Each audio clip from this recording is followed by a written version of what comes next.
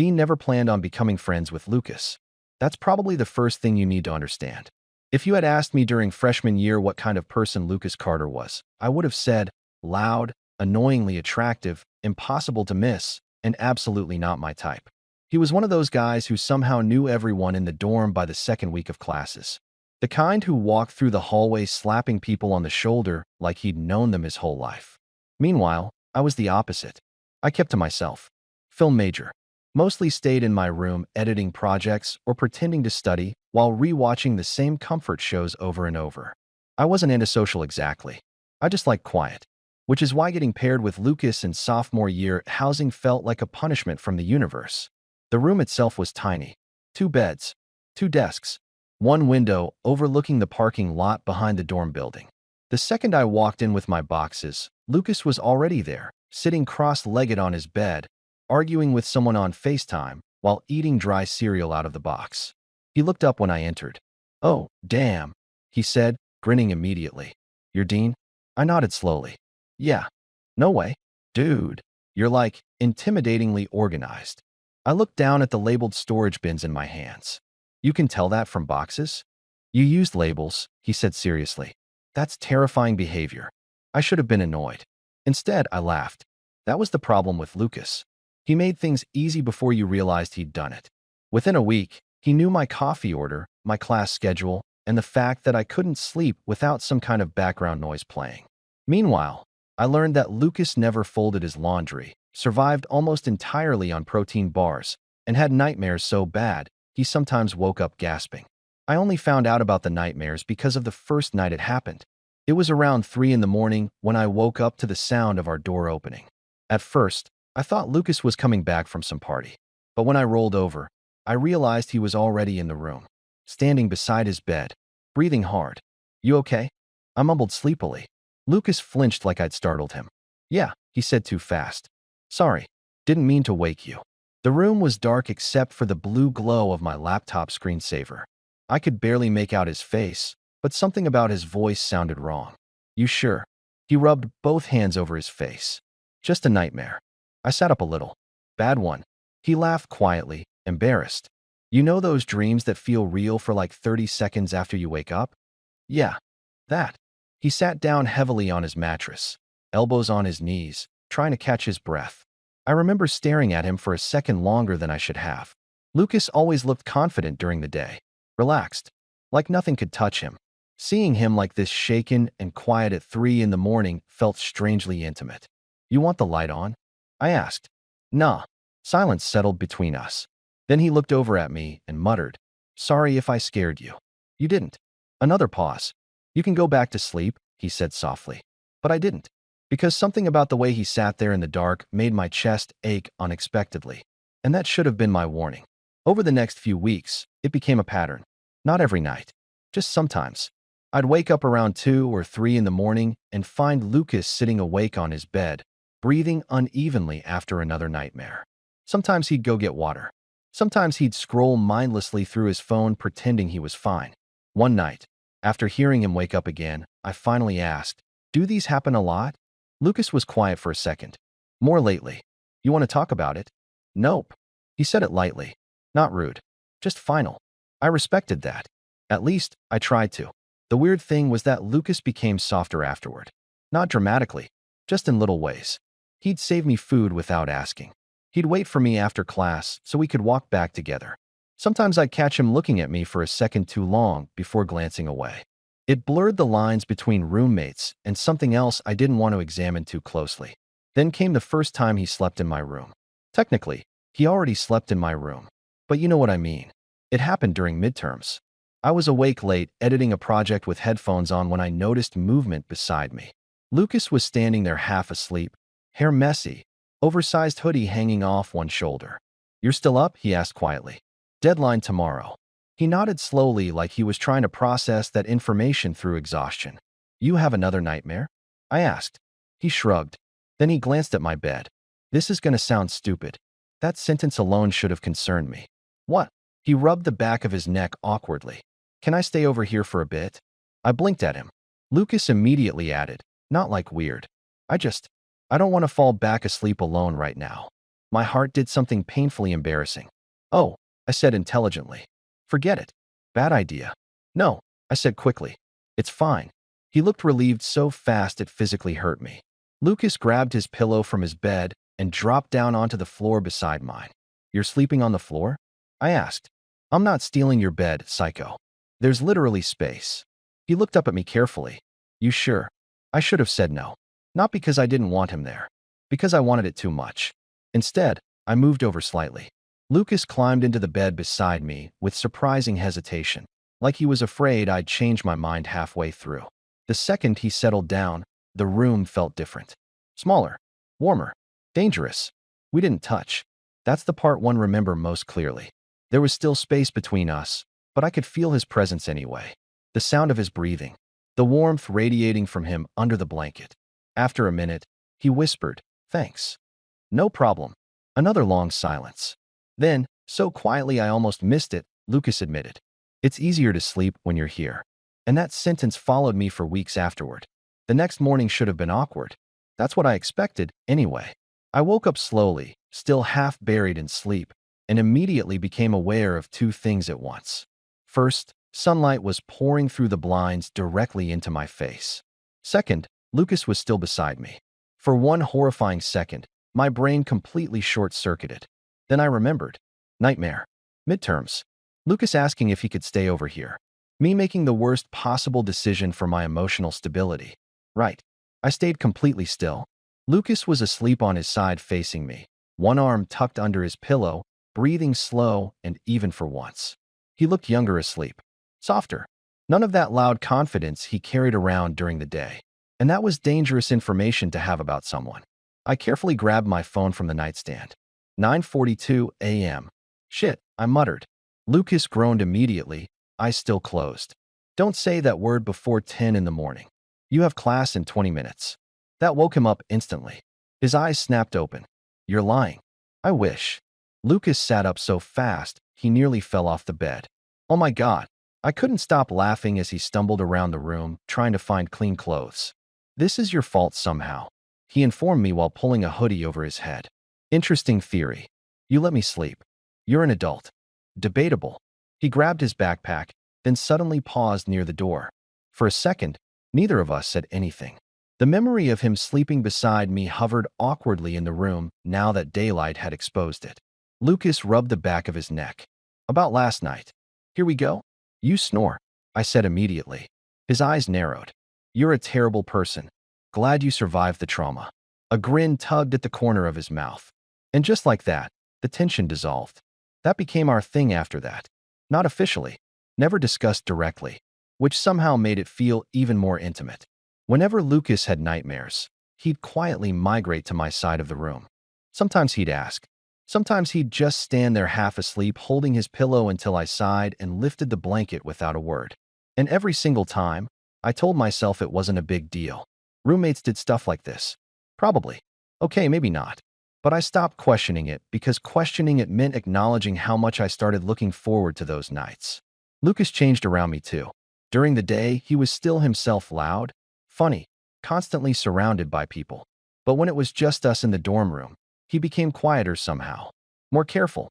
One night after classes, we ended up talking until almost 2 in the morning about absolutely nothing important. Childhood stories, bad relationships, music we secretly liked. Lucas was lying on his back across his bed while I sat at my desk pretending to work. "You ever think about dropping out?" he asked randomly. "All the time." "Really?" "Lucas, I'm in film school. Half my assignments are just explaining why a lamp represents emotional isolation." He laughed so hard, he nearly rolled off the mattress. "I'm serious," I continued. "Yesterday, a professor told me my editing choices were emotionally dishonest." "What does that even mean?" "I don't think he knows." Lucas kept laughing, eyes squeezed shut, and I remember staring at him for a second too long again. That was becoming a problem, because somewhere along the way, Lucas had stopped feeling like just my roommate. He started feeling like the center of the room itself. And I think part of me already knew I was screwed. The worst moment came during a party. Not because anything bad happened, because something good did. Our dorm floor was hosting some crowded Halloween thing with terrible music and warm beer. I didn't even want to go, but Lucas guilted me into it. You can't spend every Friday night editing sad little short films. They're character-driven. They're emotionally constipated. Wow. You know I'm right. So I went. About an hour into the party, Lucas disappeared into the kitchen with friends while I stayed near the wall, nursing the same drink for way too long. Then some girls started flirting with me, which normally would have been fine. Except I noticed Lucas watching us from across the room almost immediately. At first, I thought I imagined it. But every time she touched my arm or leaned closer, Lucas got quieter. By the time she asked for my number, he looked actively irritated. Interesting. I turned her down as politely as possible, and the second she walked away, Lucas appeared beside me. You hate parties, he said. I hate this party specifically. He looked weirdly relieved. You could have gone home with her. Could have. Lucas stared at me for a second. Then, before I could process what was happening, he grabbed my wrist lightly and pulled me toward the hallway. Come on. Where are we going? Outside. I can't hear myself think in here. The cold night air hit us immediately once we stepped outside the dorm building. Lucas leaned against the brick wall, exhaling hard. You okay? I asked carefully. Yeah. Lie. I waited. Finally he muttered. You liked her? What? The girl. I blinked at him slowly. I just met her. That's not what I asked. There was something tense in his voice now. Something unfamiliar. You're acting weird, I said quietly. Lucas laughed once under his breath. Yeah, I know. The parking lot lights cast soft shadows across his face. He looked exhausted suddenly. Then he looked directly at me and asked, Do you ever think we're crossing a line? My stomach dropped. Every possible answer tangled together in my throat at once. Lucas watched me carefully, like my response genuinely mattered to him. Sometimes, I admitted. Silence. Cars passed somewhere in the distance. Then Lucas looked down at the ground and muttered, almost to himself. Okay, good, good. Before I could ask what that meant, he pushed himself off the wall. We should go back inside. But things didn't feel the same after that conversation, because now the line existed, and both of us had finally admitted we could see it. After the Halloween party, Lucas stopped sleeping in his own bed completely.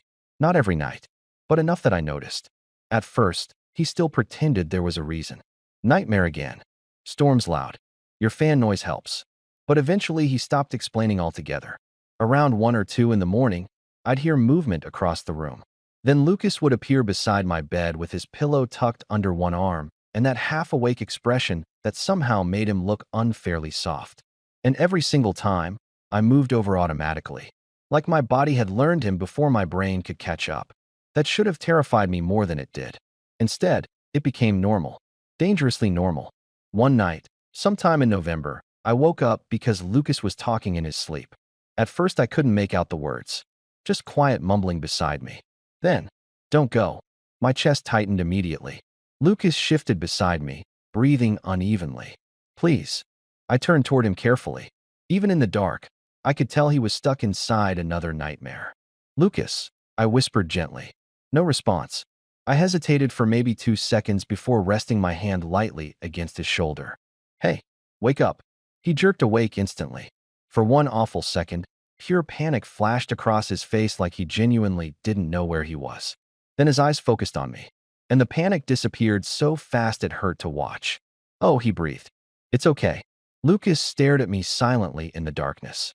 Then, without really thinking about it, he moved closer. Not dramatic, not rushed, just enough that his forehead rested briefly against my shoulder while he tried to calm down. My entire body forgot how to function.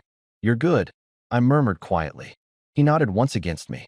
Neither of us acknowledged what position we were in, which was probably for the best, because if I'd thought too hard about it, I might have combusted on the spot. After a minute, Lucas pulled back slightly. Sorry, he whispered. For what? This. His voice sounded embarrassed now, smaller than usual. I frowned. Lucas, you don't have to apologize for nightmares. That's not really what I meant. The room went completely still. I could feel my heartbeat in my throat now. Then what did you mean? I asked carefully. Lucas looked at me for a long moment. Then he looked away first. Nothing, he muttered. Coward. Unfortunately, I was one too. So instead of pushing him, I let the moment disappear. Try sleeping, I said softly. Lucas nodded again. But before he settled back down, his hand brushed lightly against my wrist under the blanket. Accidental. Maybe. Except neither of us moved away afterward. That was the first night we fell asleep touching. Barely. Just his fingers resting against my wrist. Still, it changed everything. After that, being around Lucas started feeling unbearable in this quiet, constant way. Not bad unbearable. Worse. Good unbearable. Like my feelings had gotten too big for the room we lived in. I noticed everything now. The way he always looked for me in crowded places. How his mood shifted depending on mine. How he instinctively sat too close to me whenever we watched movies. And Lucas noticed things about me too. One afternoon, I came back from class completely exhausted after bombing a presentation. Lucas looked up from his desk immediately. What happened? Nothing. That's a lie. I dropped onto my bed dramatically. My professor said my project lacked emotional sincerity. Lucas stared at me for a second. Then he closed his laptop and crossed the room without another word. What are you doing? I asked. Emergency roommate procedure. Before I could react, he threw himself sideways onto my bed beside me hard enough to make the mattress bounce. I laughed despite myself. You're so annoying. And yet your mood improved instantly. Unfortunately true. Lucas grinned proudly before settling onto his back beside me. For a few minutes, we just lay there shoulder to shoulder staring at the ceiling. Comfortable silence. Then he said quietly, "You care too much about what people think." I turned my head toward him slightly. That's rich coming from you. His expression shifted almost immediately. Oops. Lucas stared at the ceiling for a second longer before speaking again. Yeah, he admitted softly. Fair point. There it was again. That weird tension underneath everything between us lately. Like both of us were circling around the same truth without touching it directly. I swallowed carefully. Lucas. What are we doing? The second the question left my mouth, I regretted it. Lucas went completely still beside me. For a moment, I thought he might joke his way out of it like usual. Instead, he asked quietly, "Do you want the honest answer?" My pulse immediately spiked. Yes. He finally turned his head toward me, and the look in his eyes nearly ruined me. Because Lucas looked scared. Not confused. Not casual. Scared. I think about you constantly, he admitted softly. That's probably a bad sign. I stopped breathing altogether. Lucas laughed nervously when I didn't answer right away. See? That reaction alone means I should have kept my mouth shut. No, I said immediately. Too fast. His eyes flicked back to mine. No, he repeated quietly. I sat up abruptly because staying that close to him suddenly felt impossible. I think about you too. Silence. Heavy. Charged. Terrifying. Lucas slowly sat up beside me. Neither of us looked away. Then he asked the question that changed everything. Dean, if I kissed you right now, would you let me? Every coherent thought vanished from my brain instantly. All I could hear was my own heartbeat. Lucas was watching me carefully now, like he was prepared for me to panic and ruin everything. Instead, I whispered, "Yeah." And the expression on his face right then was the most vulnerable thing I'd ever seen. Lucas kissed me like he thought I might disappear halfway through it. Slow, careful, almost hesitant at first. And honestly, that made it worse. If he'd kissed me casually, maybe I could have treated it like a mistake afterward. Something impulsive. Something easy to bury. But Lucas kissed me like it mattered. His hand slid carefully against the side of my neck, warm and slightly shaking, and my brain completely stopped functioning. I kissed him back immediately, which apparently surprised him. Because Lucas made this soft, startled sound against my mouth before kissing me harder, like something inside him snapped the second he realized I wanted this too. The room felt way too small suddenly. Every feeling I'd been trying to ignore for months crashed into me at once. Lucas. His stupid late-night visits. The way he always looked for me first in crowded rooms. The fact that he slept better beside me. All of it made horrifying sense now. When we finally pulled apart, neither of us moved very far. Lucas was still close enough that I could feel his breathing. Well, he said quietly. I laughed nervously. That's all you have. I had a better speech prepared in my head. What happened to it? You kissed me, and I forgot English. That made me laugh harder than it should have. Lucas smiled immediately at the sound, but his expression softened again almost right away. You okay? He asked quietly. There it was. The thing Lucas always did. Even now, even after kissing me, he was checking for damage first. I nodded slowly. Yeah. Then, after a second. You? His eyes held mine for a long moment. No, he admitted softly. Not even a little. My heart nearly stopped. Lucas rubbed one hand down his face before laughing under his breath. This is so bad. Bad. We live together, Dean. Fair point. We share like 200 square feet. Also true. And I'm pretty sure I've been in love with you for months. Oh, oh. I think my entire body visibly short-circuited because Lucas immediately groaned. Cool, he muttered. Awesome. Great timing. Love accidentally came out. You love me. He looked absolutely horrified now. I was trying to ease into that information eventually. I stared at him. Lucas stared back. Then, somehow, we both started laughing at the exact same time. Not because it was funny exactly, because the tension had gotten too overwhelming to survive quietly anymore.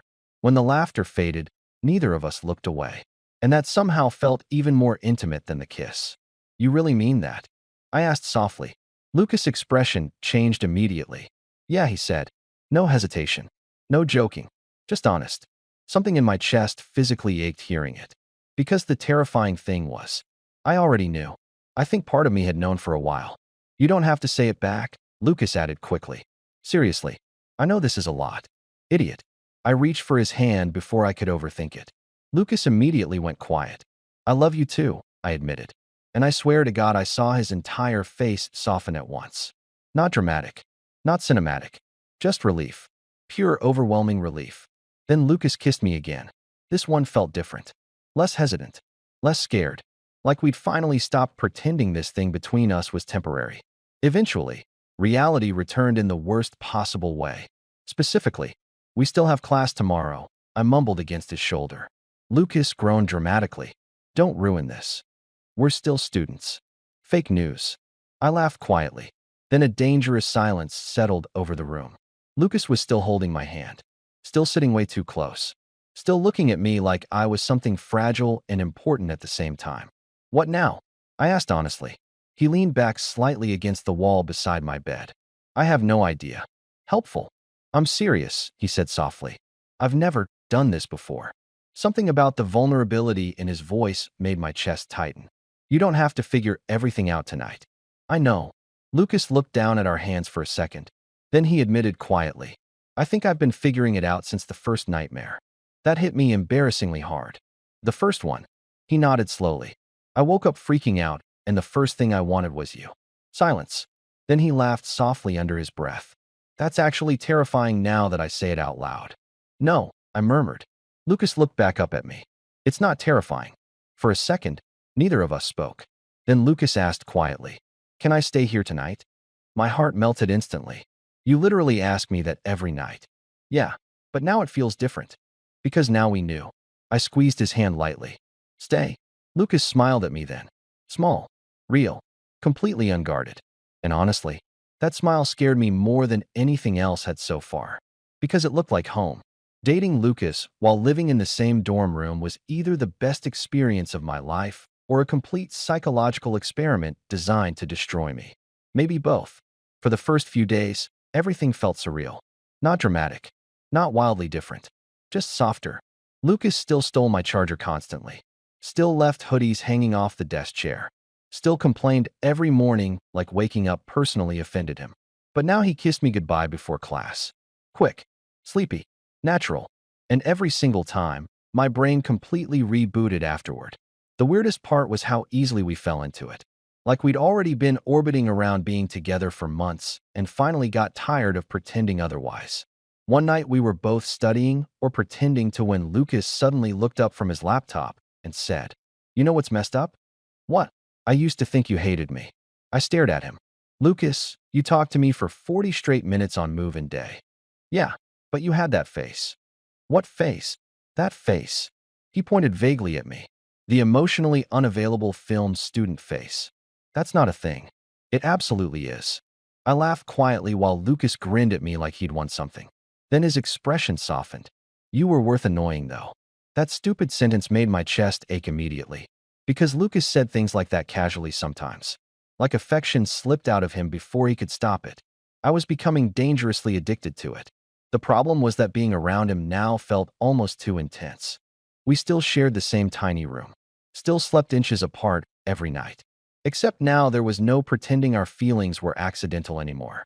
Which meant every little thing mattered. One evening, I came back from the library exhausted and found Lucas asleep in my bed waiting for me. Not unusual anymore. What destroyed me was the fact that he'd unconsciously reached across the mattress searching for me, even while asleep. Like his body expected mine there automatically now. I stood in the doorway for a full minute just looking at him. Then Lucas stirred slightly, eyes opening halfway. "There you are," he mumbled sleepily. That sentence genuinely almost killed me. "You're dramatic," I informed him softly. Says the film major. Fair. I changed clothes quietly while Lucas watched me through half-asleep eyes. Then, once I climbed into bed beside him, he immediately moved closer without thinking. Just instinct. His head settled against my shoulder while he drifted back toward sleep. And for one terrifying moment, I wanted this forever. That thought hit me so hard I stopped breathing. Forever. Not college. Not temporary. Not whatever this is. Forever. Lucas noticed immediately. "You okay?" he murmured against my shoulder. I hesitated.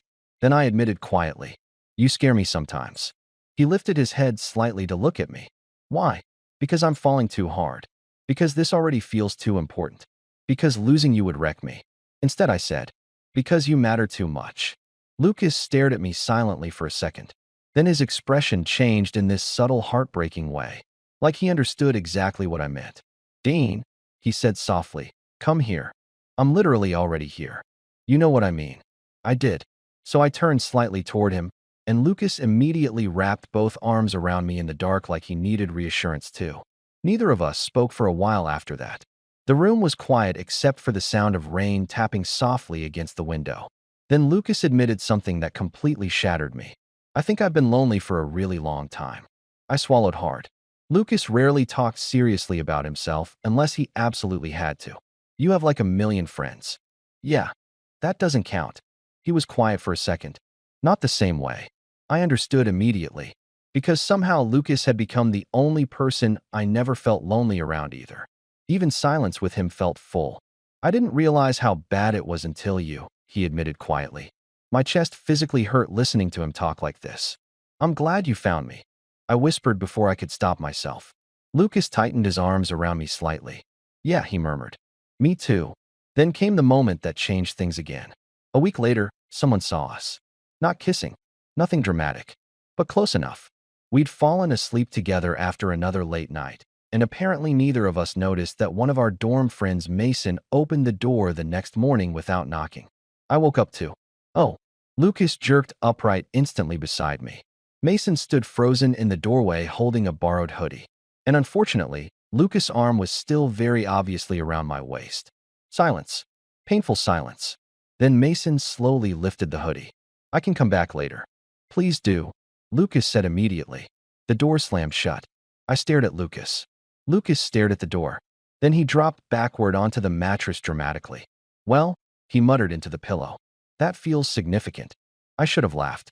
Instead, my stomach twisted nervously. Because suddenly this wasn't just ours anymore. And for the first time since we got together, I saw uncertainty flicker across Lucas' face again. Mason did come back later, unfortunately, and he brought tension with him. The second he walked into the dorm room that evening, his eyes flicked between me and Lucas so fast, it was almost impressive. Neither of us knew how to act suddenly, which was ridiculous because 24 hours earlier, things between us had felt effortless. Now every movement felt overthought. Lucas noticed it too. "You're being weird," he told Mason immediately. Mason blinked. "I'm being weird." "Yes." I walked in on. He gestured vaguely between us. Whatever that was. Lucas crossed his arms. Excellent description. Very detailed. Normally that would have made everyone laugh. This time, nobody did. I sat quietly at my desk pretending to work while anxiety slowly ate through my organs. Because here was the thing. I wasn't ashamed of Lucas. Not even remotely.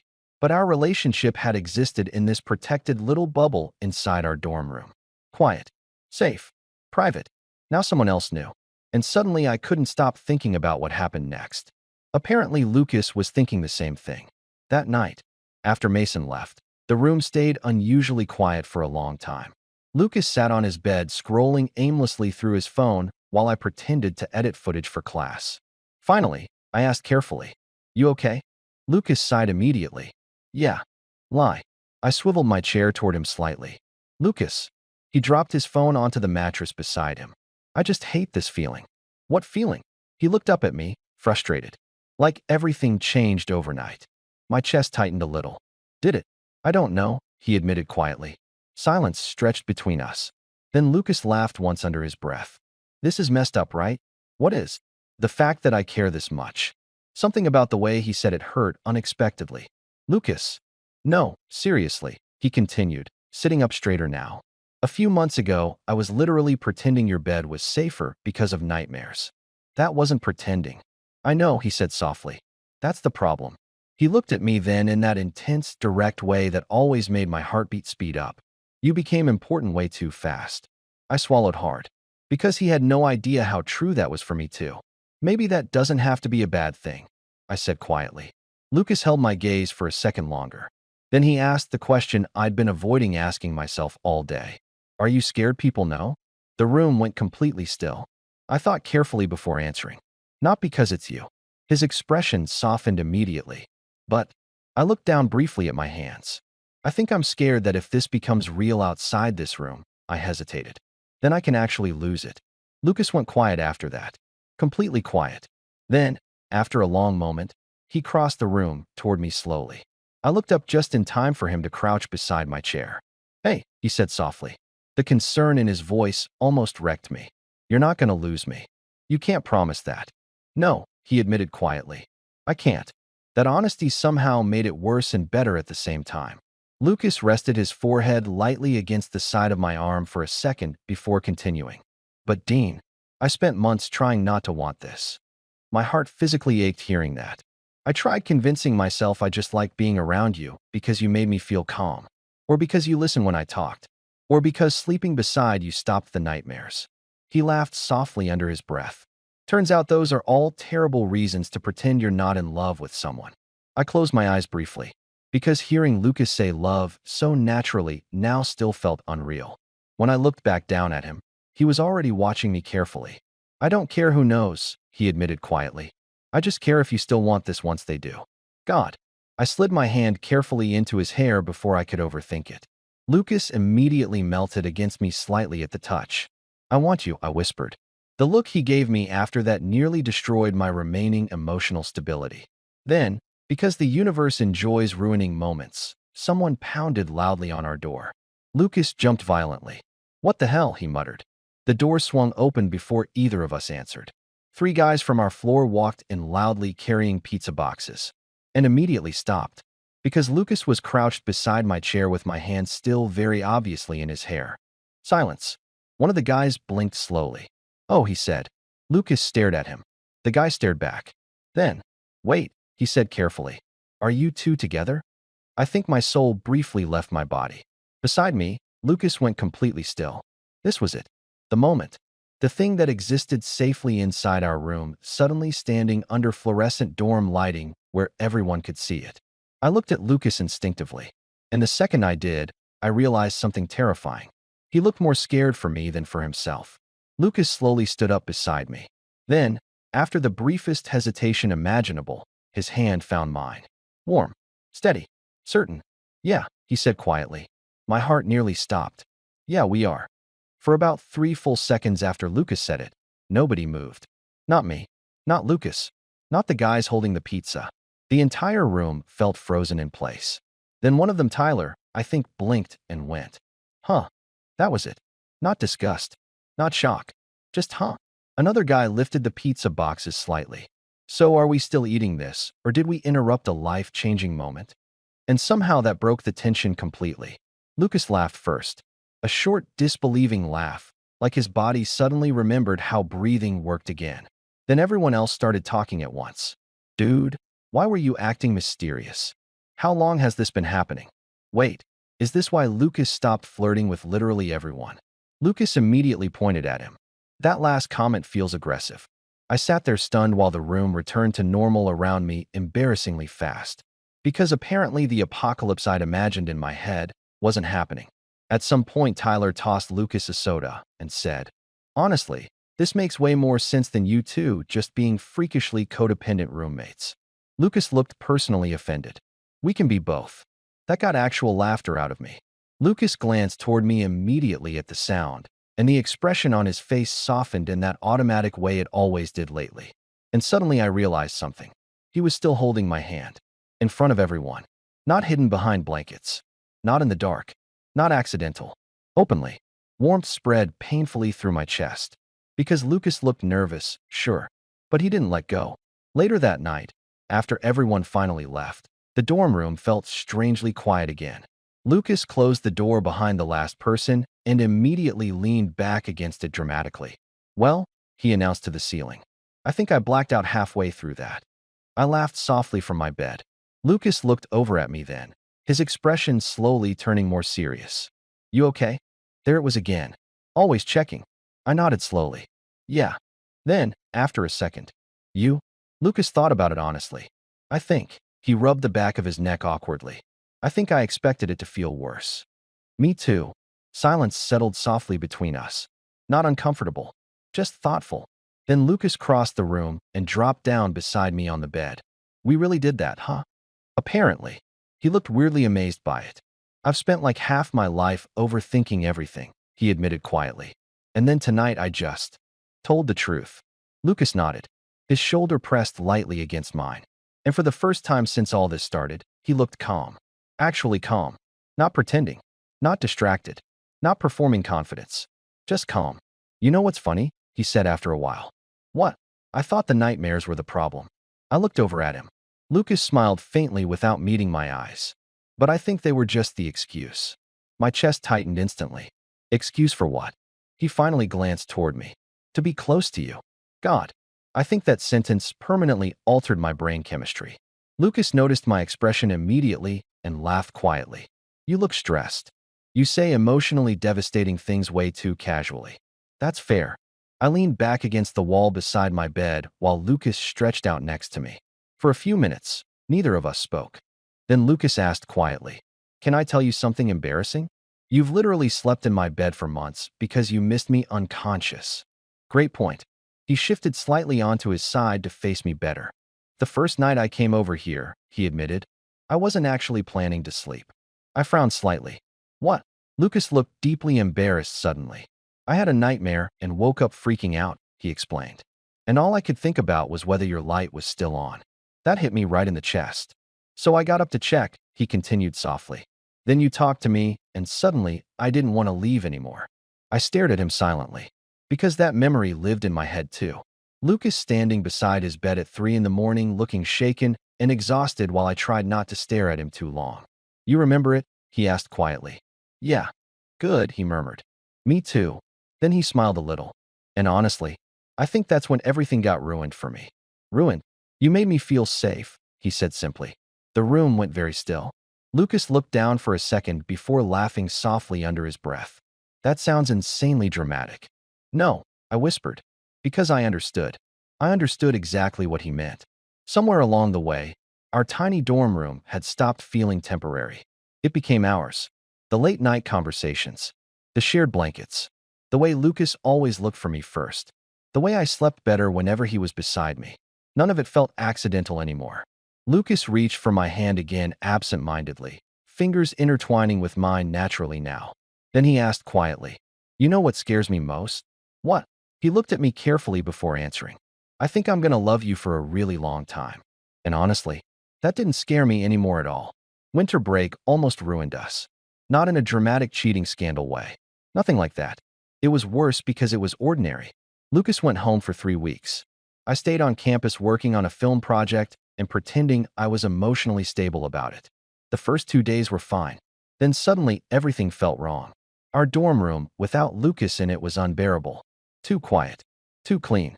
I kept looking up expecting him to walk through the door complaining about cafeteria food or asking where his hoodie went. Instead, there was just silence, which would have been manageable if Lucas wasn't also terrible at being apart from me. The FaceTime started almost immediately. At first, casual, then constant. One night, I answered half asleep at almost 2 in the morning to find Lucas lying in darkness staring at his ceiling.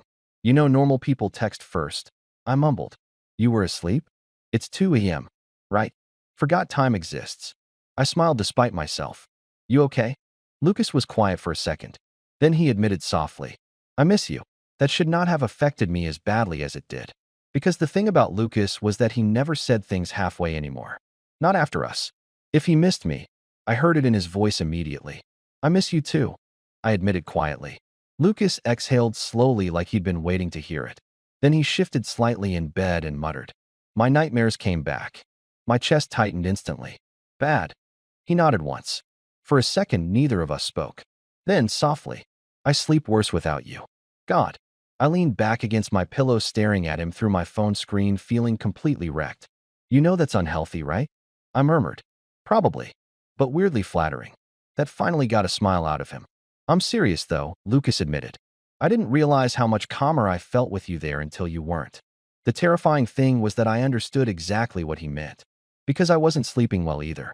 Not without hearing him moving around the room. Not without his stupid late-night conversations. Not without him beside me. By the time winter break ended, both of us were losing our minds a little. Lucas texted me updates during his drive back to campus like an impatient golden retriever. 2 hours away. Traffic. I bought you coffee, so legally you have to love me forever now. I smiled at my phone like an idiot the entire afternoon waiting for him. Then finally around 6:30 our dorm room door burst open. Lucas walked in carrying bags, immediately dropped them onto the floor, and looked directly at me. There you are. The relief in his voice hit me so hard it hurt. Before I could even stand properly, Lucas crossed the room and wrapped both arms around me tightly. And something inside me settled instantly. Like my body had been waiting for him to come back too. You drove 4 hours, and this is your first priority? I laughed quietly against his shoulder. You're literally my boyfriend. Be serious. I smiled helplessly. God, I loved him. The thought came so naturally now it startled me sometimes. Lucas pulled back just enough to look at me properly. Then he kissed me softly like he'd been thinking about it the entire drive home. I hated sleeping without you, he admitted immediately afterward. You're clingy. You love it. Unfortunately true. The second semester passed terrifyingly fast after that. And somewhere in the middle of it, our relationship stopped feeling fragile. It stopped feeling like something we were trying to protect from the world.